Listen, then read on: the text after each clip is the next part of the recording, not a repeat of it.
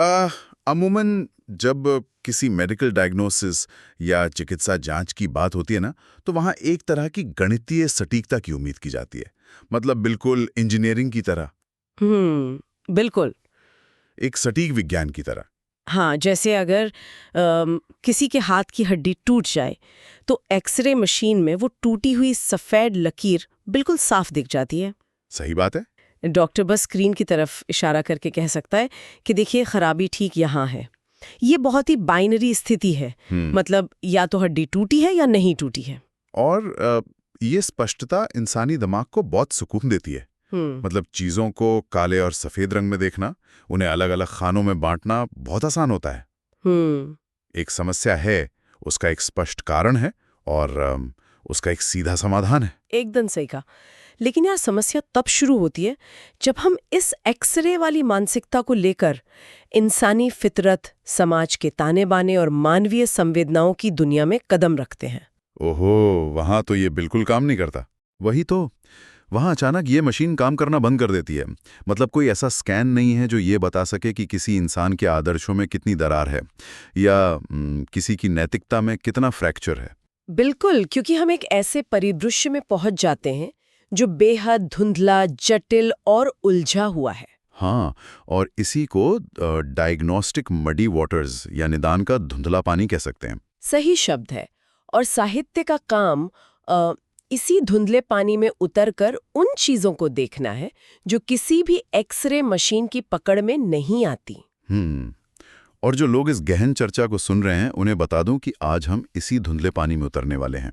आज का हमारा ये विस्तृत विश्लेषण मुंशी प्रेमचंद की प्रसिद्ध पुस्तक मानसरोवर भाग 3 से ली गई कुछ बेहद प्रभावशाली कहानियों पर आधारित है, जो कि अपने आप में एक खजाना है। बिल्कुल। इन मूल स्रोतों का विश्लेषण करते हुए आज का हमारा मुख्य मिशन ये समझना है कि प्रेमचंद की कलम कैसे मानव स्वभाव की जटिलताओं, समाज के खोखले आदर्शों और मानवीय संवेदनाओं की परतें उधेड़ कर रख देती है। ये बहुत जरूरी है समझना। और ये भी स्पष्ट करना आवश्यक है कि ये कोई साधारण साहित्यिक समीक्षा नहीं है। ये इंसानी दोहरेपन और सत्य की ताकत के मनोविज्ञान को समझने का एक गंभीर प्रयास है, जो मुंशी प्रेमचंद के दौर में जितना सच था, आज के इस आधुनिक युग में भी उतना ही प्रासंगिक है। मैं तो कहूंगी कि प्रेमचंद की कहानियों की सबसे बड़ी खासियत यही है कि वे केवल किसी एक विशेष कालखंड का दस्तावेज नहीं है। तो फिर वो क्या है? वे मानव मन का एक ऐसा निर्दयी आईना है जिसमें समाज का हर वो विरोधाभास साफ दिखाई देता है जिसे हम अक्सर प्रगतिशीलता या परंपरा के भारी भरकम शब्दों के पीछे छिपाने की कोशिश करते हैं। बहुत खूब कहा आपने। तो चलिए बिना किसी देरी के इस मनोविज्ञान को थोड़ा विस्तार से समझते हैं। शुरुआत करते हैं समाज के उस सबसे आम दोहरे मापदंड से, जहां मंच पर खड़े होकर तो बहुत ऊंचे आदर्शों की बात की जाती है, लेकिन बंद दरवाजों के पीछे का असली चेहरा कुछ और ही होता है। हाँ, यह तो हमारे समाज की एक बहुत बड़ी कड़वी सच्चाई है। बिल्कुल। मानसरोवर की एक कहानी है निर्वासन। कहानी का मूल ढांचा कुछ ऐसा है कि मर्यादा नाम की एक महिला एक मेले में भीड़ के बीच खो जाती है। वो बेचारी कुछ स्वयंसेवकों के कैंप में शरण लेती है। वहां एक दलाल, जो असल में धर्मशाला का जमादार था, उसे धोखा देकर अपने साथ ले जाता है। अरे बाप रे। लेकिन मर्यादा अपनी सूझबूझ और हिम्मत से उसके चंगुल से बच निकलती है और पूरी तरह सुरक्षित अपने घर लौट आती है। और कहानी का असली मनोवैज्ञानिक खेल तो इसी बिंदु से शुरू होता है। जब वो घर पहुंचती है तो उसका पति परशुराम उसे स्वीकार करने से इनकार कर देता है और उसे घर से निकाल देता है। यहाँ पर बात सच में बहुत दिलचस्प हो जाती है।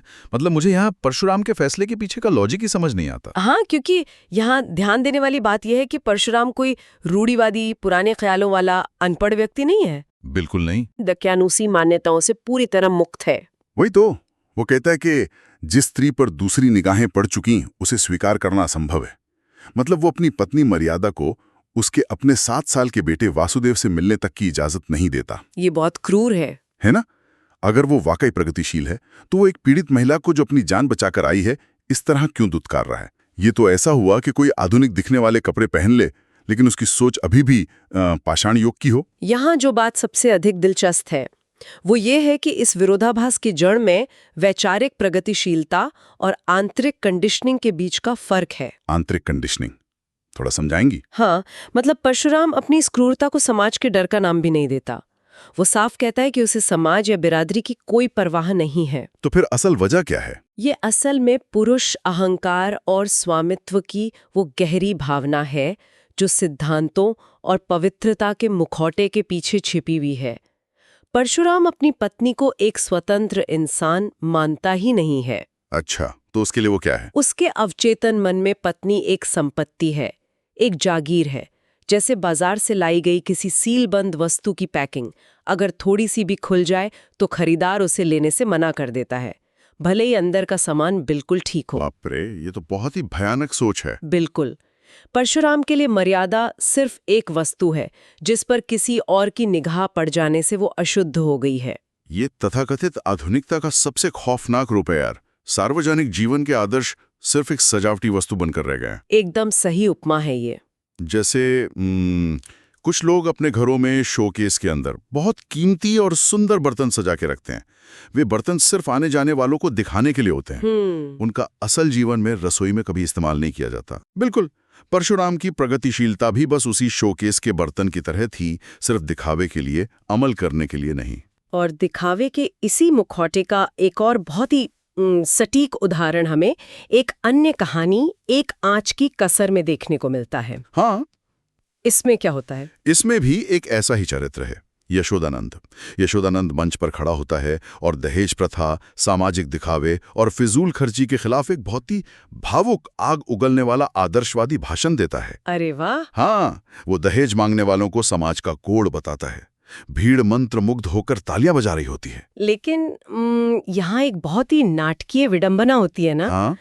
उसी मंच पर यशोदानंद का 7 साल का बेटा परमानंद आता है। और यशोदानंद ने अपनी बुद्धिमत्ता और अपने परिवार के संस्कारों का प्रदर्शन करने के लिए उस बच्चे को एक रटा-रटाया भाषण पढ़ने के लिए दिया था। बिल्कुल, लेकिन बच्चा गलती से अपनी जेब से भाषण के पर्चे की जगह एक चिट्ठी निकालकर पढ़ देता है।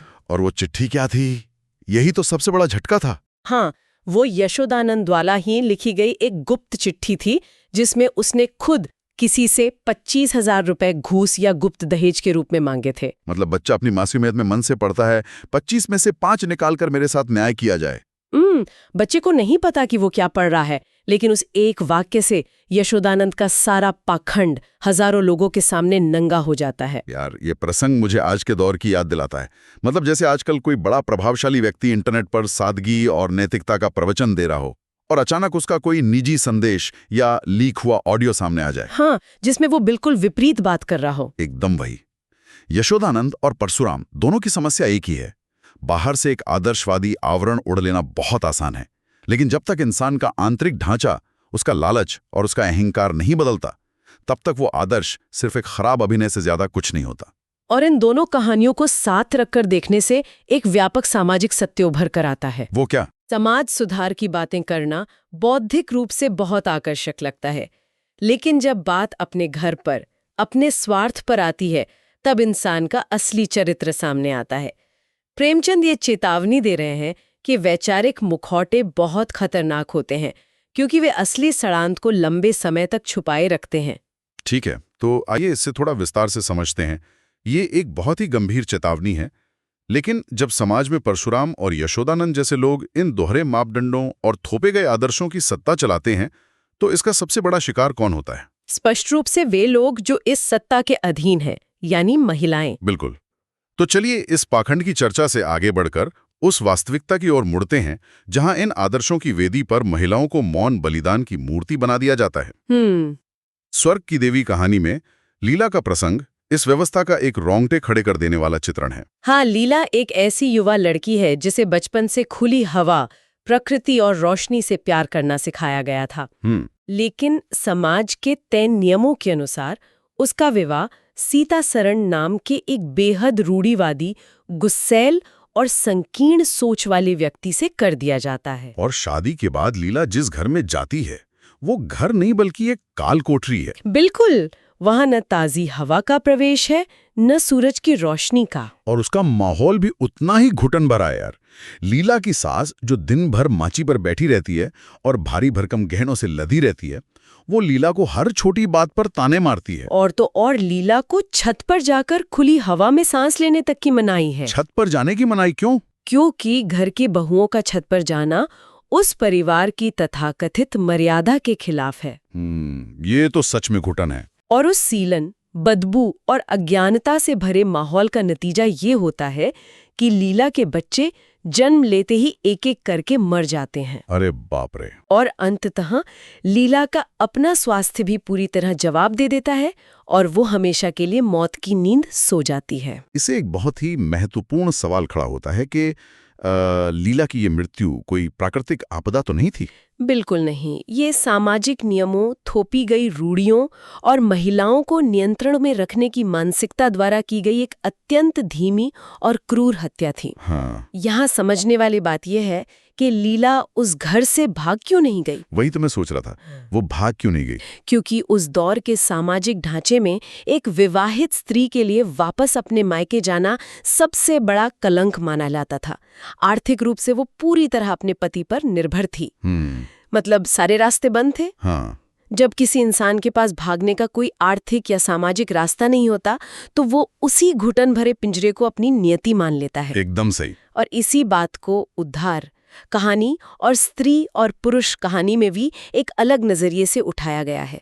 कहानियों के इन अंशों को देखकर ये स्पष्ट होता है कि लड़कियों को एक मजबूरी समझा जाता है जिसे किसी भी तरह निपटाना है। हाँ, माता पिता बेटी की शादी के लिए इतने बेचैन हो जाते हैं कि वो बिना कोई जांच पड़ताल किए उसे किसी भी अनजान कुएं में धकेल देते हैं। बिल्कुल। और स्त्री और पुरुष कहानी के विपिन बाबू का उदाहरण तो इस वस्तुकरण को और गहराई से समझाता है। विपिन बाबू वाले प्रसंग में क्या होता है? विपिन बाबू खुद एक कवि हैं। वह अपनी कविताओं में कल्पनाओं की किसी अति सुंदर स्त्री के सपने बुनते हैं। अच्छा। लेकिन जब उनकी शादी आशा नाम की एक साधारण कम सुंदर लड़की से हो जाती है तो वो उसे पूरी तरह अनदेखा करने लगते हैं। ये तो बहुत ही दोगलापन है। हाँ, उनका ये कहना कि रूपहीन स्त्री के लिए कोई दवा नहीं है, ये दर्शाता है कि एक महिला के अस्तित्व का मूल्यांकन केवल उसके शारीरिक रूप या उसकी उपयोगिता तक सीमित कर दिया गया था। उसकी आत्मा, उसकी भावनाओं या उसके विचारों का समाज की नज़र में कोई मोल नहीं था। तो ये पूरी व्यवस्था शादी को एक सुरक्षा चक्र के रूप में पेश करती थी, लेकिन असल में यह एक ऐसा पिंजरा था जहां महिलाओं के सपनों और उनके आत्मसम्मान का रोज गला घोटा जाता था। बिल्कुल। विपिन बाबू जो एक कवि होकर सौंदर्य की गहराई नहीं समझ पाए, और सीता सरण जो अपनी झूठी मर्यादा के लिए अपनी पत्नी की जान ले लेता है, ये दोनों दिखाते हैं कि महिलाओं को एक इंसान नहीं बल्कि एक मोहरा भर समझा जाता था। और समाज ने बड़ी चालाकी से सत्याचार को एक महान दर्जा दे दिया। ये सिखाया गया कि मौन रहकर सब कुछ सह लेना, बिना शिकायत किए अपना जीवन नष्ट कर देना ही सच्चा स्त्री धर्म है। मतलब अन्याय को ही महिमामंडित कर दिया। हाँ, जब अन्याय को ही आदर्श बता दिया जाए तो पीड़ित के पास विरोध का कोई शब्द ही नहीं बचता। यार, ये वाकई बहुत अंधकार में और निराशाजनक तस्वीर है। मतलब सुनकर ही भारीपन लगता है। मैं समझ सकती हूँ, लेकिन प्रेमचंद की खूबी ये है कि वो सिर्फ अंधकार नहीं दिखाते। अच्छा, तो और क्या है? इन कहानियों के स्रोत में आगे बढ़ने पर हमें मानव हृदय की उस असीम कोमलता और करुणा के दर्शन भी होते हैं जो सबसे विपरीत परिस्थितियों में और सबसे गहरी नफरत के बीच भी अपना रास्ता खोज लेती है। ये सुनना थोड़ा सुकून भरा है। आइए माता का हृदय कहानी पर विचार करते हैं। इस कहानी की नायिका माधवी एक ऐसी माँ है जिसका 22 साल का इकलौता नेक और मददगार बेटा एक झूठे इल्जाम में फंसाकर जेल में डाल दिया गया है। ओहो। और उसे जेल भेजने वाला कोई और नहीं बल्कि मिस्टर बागची है, जो एक अत्यंत भ्रष्ट, रिश्वतखोर और क्रूर अधिकारी है। बिल्कुल। अब सोचिए, माधवी का पूरा संसार उजड़ चुका है। उसके मन में कोई क्षमा नहीं है बल्कि प्रतिशोध की एक भयंकर आग जल रही है, जो कि बहुत स्वाभाविक है एक माँ के लिए। हाँ, तो वह एक बहुत ही सोची समझी योजना के तहत दाई या नौकरानी का रूप धारण करके मिस्टर बागची के घर में काम करने पहुंचती है। उसका लक्ष्य बिल्कुल स्पष्ट था, उस परिवार का सर्वनाश करना जिसने उसके निर्दोष बेटे की जिंदगी बर्बाद की यार है। लेकिन फिर कहानी में वो मोड़ आता है जो इंसानियत के मनोविज्ञान को खोल कर रख देता है। वो क्या था? मिस्टर बागची के परिवार में पहले ही कई बच्चों की मौत हो चुकी थी और उनका केवल एक ही बच्चा बचा था। अचानक एक दिन वो बच्चा गंभीर रूप से बीमार पड़ जाता है। अरे बाप रे। उसकी हालत बिगड़ने लगती है, शरीर पीला पड़ जाता है। मिस्टर बागची और उनकी पत्नी असहाय होकर तड़पने लगते हैं। और ठीक उसी नाजुक वक्त पर माधवी के अंदर वर्षों से दबा हुआ मातृत्व या एक माँ का हृदय जाग उठता है। बिल्कुल। वो अपना सारा प्रतिशोध भूल जाती है, वो रात दिन एक कर देती है, अपना खाना पीना तक छोड़ देती है और उस बच्चे की देखभाल करके उसकी जान बचा लेती है। तो इस सब का असल में क्या मतलब है? अगर हम इसे व्यापक संदर्भ से जोड़कर देखें तो यहाँ जो बात सबसे अधिक ध्यान देने योग्य है वो माधवी की मानसिक अवस्था है। वो कैसे? जब वो उस घर में गई थी तो उसके मन में कोई नैतिक दुविधा नहीं थी। वो बदला लेने को लेकर पूरी तरह स्पष्ट थी। लेकिन जब उसने एक बच्चे को मौत के मुंह में जाते देखा तो उसके भीतर की प्राथमिक मानवीय प्रवृत्ति ने उसके सचेत बदले की योजना को पूरी तरह नकार दिया। मतलब ये कोई सोच समझकर लिया गया तार्किक फैसला नहीं था? नहीं, बिल्कुल नहीं। इसे अगर एक उपमा से समझें तो ये वैसा ही है जैसे कोई फायर फाइटर या दमकल कर्मी किसी इमारत को आग की लपटों में घिरा हुआ देखे। अच्छी उपमा है। वो उस वक्त ये नहीं पूछता कि ये इमारत किसकी है, मेरे दोस्त की है या मेरे सबसे बड़े दुश्मन की।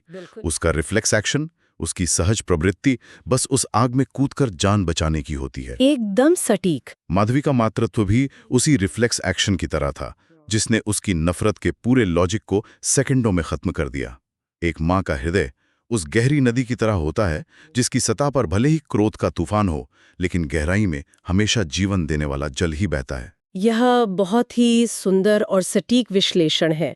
परिस्थितियां इंसान को बाहर से बहुत कठोर बना सकती हैं, उसे बदले की आग में झोंक सकती हैं, लेकिन जो मौलिक मानवीय करुणा है उसे पूरी तरह मिटाया नहीं जा सकता। सही बात है। माधवी द्वारा उस बच्चे को बचाना केवल एक जीवन की रक्षा नहीं थी, यह उस पूरी भ्रष्ट और संवेदनहीन व्यवस्था पर इंसानियत की एक नैतिक विजय थी, जिसका प्रतिनिधित्व मिस्टर बागची कर रहे थे। और जब मिस्टर बागची ये देखते हैं तो उन्हें अपने भ्रष्टाचार और माधवी की महानता के बीच का अंतर समझ आता है। सत्य और करुणा का ये प्रहार किसी भी हथियार से ज्यादा गहरा होता है। बिल्कुल। तो करुणा की इस असीम शक्ति को समझने के बाद अब बात करते हैं उस सत्य और कर्तव्य की जो किसी भी ताकतवर और भ्रष्ट सत्ता की नींव को हिलाकर रख सकता है। सत्य की शक्ति सच में बहुत अद्भुत है। शोध सामग्री के अगले हिस्से में विश्वास कहानी इसका एक अद्भुत उदाहरण पेश करती है। इस कहानी में मिस जोशी नाम की एक महिला है जी। वह बंबई के सभ्य समाज की एक अत्यंत प्रभावशाली, रसूखदार लेकिन भीतर से पूरी तरह भ्रष्ट महिला है। उसके पास इतनी शक्ति है कि बड़े बड़े अधिकारी और यहाँ तक कि गवर्नर भी उसके इशारों पर काम करते हैं। मतलब वो सत्ता और हेरफेर की एक मास्टरमाइंड है। बिल्कुल। और उसके इस विशाल भ्रष्टाचार के साम्राज्य के सामने खड़ा होता है एक बिल्कुल साधारण, गरीब, दुबला पतला लेकिन बेदाग ईमानदार नेता आप्टे। आप्टे क्या करता है? आप्टे एक जनसभा में सार्वजनिक रूप से मिस जोशी के भ्रष्ट तंत्र की पोल खोल देता है। ये देखकर मिस जोशी अपनी पुरानी चाल चलती है। वो उसे ब्लैकमेल करने की कोशिश करती है ना? हाँ, वह आप्टे को फंसाने, उसके जीवन के कुछ राज जानकर उसे ब्लैकमेल करने के इरादे से उसके घर पहुंच जाती है। लेकिन यहाँ कहानी एक ऐसा मोड़ लेती है जो मुझे हमेशा सोचने पर मजबूर करता है। वो मोड़ क्या है? जब मिस जोशी आप्टे पर दबाव बनाने की कोशिश करती है तो आप्टे कोई बचाव नहीं करता, कोई सफाई नहीं देता। वो पूरी निडरता के साथ अपने जीवन के सारे काले सच, अपने अतीत की हर गलती मिस जोशी के सामने खुद ही रख देता है। अरे बाप रे, खुद ही? हाँ, वो बेझिझक बताता है कि कैसे बचपन में अनाथ होने के बाद मजबूरी में उसने चोरी की, वो जेल गया और वहां से भागा। वो अपनी कमियों को छुपाने की बजाय अपने पूर्ण सत्य को ही अपना सबसे बड़ा हथियार बना लेता है। और यही सत्य का अचूक विज्ञान है। ब्लैकमेल या किसी को डराने की राजनीति हमेशा डर और रहस्य पर निर्भर करती है। एकदम सही। अगर कोई व्यक्ति अपने अंधेरे अतीत को खुद ही रोशनी में ले आए और उसे बिना किसी शर्म के स्वीकार कर ले तो ब्लैकमेल करने वाले की सारी ताकत शून्य हो जाती है। हथियार ही छिन गया। आप्टे की ये निर्मल सच्चाई और निश्चलता मिस जोशी के लिए एक ऐसा मनोवैज्ञानिक झटका थी जिसकी उसने कभी कल्पना भी नहीं की थी। लेकिन जरा रुकिए, यहाँ मेरे मन में एक तीखा सवाल आ रहा है। हाँ, पूछिए। जब हम अपने आसपास की वास्तविक दुनिया को देखते हैं जहां भ्रष्टाचार की जड़ें बहुत गहरी हैं, तो क्या वाकई एक व्यक्ति की निश्चल सच्चाई किसी भ्रष्ट इंसान का रातों रात हृदय परिवर्तन कर सकती है? ये एक जायज सवाल है। मतलब मिस जोशी जो इतनी विलासी और सत्ता की भूखी थी, वो अचानक अपने सारे महंगे आभूषण और विलासता त्याग देती हैं और एक साधारण सूती साड़ी पहनकर आपटे के रास्ते पर चल पड़ती है। क्या ये थोड़ा ज्यादा आदर्शवादी या किताबी नहीं लगता? क्या असल जिंदगी में ऐसा होता है? देखो, ये संदेह बिल्कुल स्वाभाविक है। सतही तौर पर यह घटना एक चरम आदर्शवाद लग सकती है, लेकिन अगर हम इसके मनोविज्ञान में गहराई से उतरें तो प्रेमचंद यहाँ एक बहुत बड़ी बात कह रहे हैं। वो क्या? मिस जोशी जैसे लोग जो हमेशा झूठ, स्वार्थ और चालाकी की दुनिया में रहते हैं, उन्होंने कभी किसी ऐसे इंसान को देखा ही नहीं होता जिसके पास खोने के लिए कुछ ना हो और जो पूरी तरह पारदर्शी हो। ये तो है। जब उनका सामना ऐसे पूर्ण सत्य से होता है तो वो उनके पूरे वर्ल्ड व्यू या विश्व दृष्टिकोण को ध्वस्त कर देता है। यह हृदय परिवर्तन सिर्फ एक भावुक घटना नहीं है, ये एक भ्रष्ट सिस्टम का एक निडर सत्य के सामने आत्मसमर्पण है। सच्चाई केवल एक गुण नहीं है, ये एक बेहद आक्रामक अस्त्र है। क्या बात है! सच्चाई एक आक्रामक अस्त्र है, और सत्य की इस आक्रामकता के साथ साथ कर्तव्य निष्ठा का भी एक बहुत ही कठोर और झकझोर देने वाला उदाहरण इन कहानियों के अंत में मिलता है। आप यूनानी गद्दार पैसोनियस की बात कर रहे हैं ना? हाँ, बिल्कुल। ये यूनान के देशद्रोही पैसोनियस की ऐतिहासिक कथा है। पैसोनियस ने अपने ही देश यूनान के साथ गद्दारी की थी और दुश्मनों यानी ईरानियों को गुप्त रक्षा सूचनाएं दी थी। और जब यूनान के नागरिकों को उसके इस गद्दारी का पता चलता है तो पैसोनियस अपनी जान बचाने के लिए भागकर एक पवित्र देवी के मंदिर में छिप जाता है। हाँ, क्योंकि नियम के अनुसार मंदिर के अंदर किसी का खून नहीं बहाया जा सकता था, ताकि वो अंदर ही भूख, प्यास और ठंड से तड़प कर मर जाए। लेकिन जब भीड़ मंदिर के बाहर खड़ी होती है तो कुछ लोग उसकी मीठी बातों और उसके पिछले कामों को याद करके पिघलने लगते हैं। वे उसे माफ करने पर विचार करने लगते हैं। हाँ, और ठीक उसी समय वहां एक बूढ़ी महिला आती है, और ये कोई साधारण महिला नहीं थी। नहीं, ये खुद पैसोनियस की अपनी सगी माँ थी। बिल्कुल।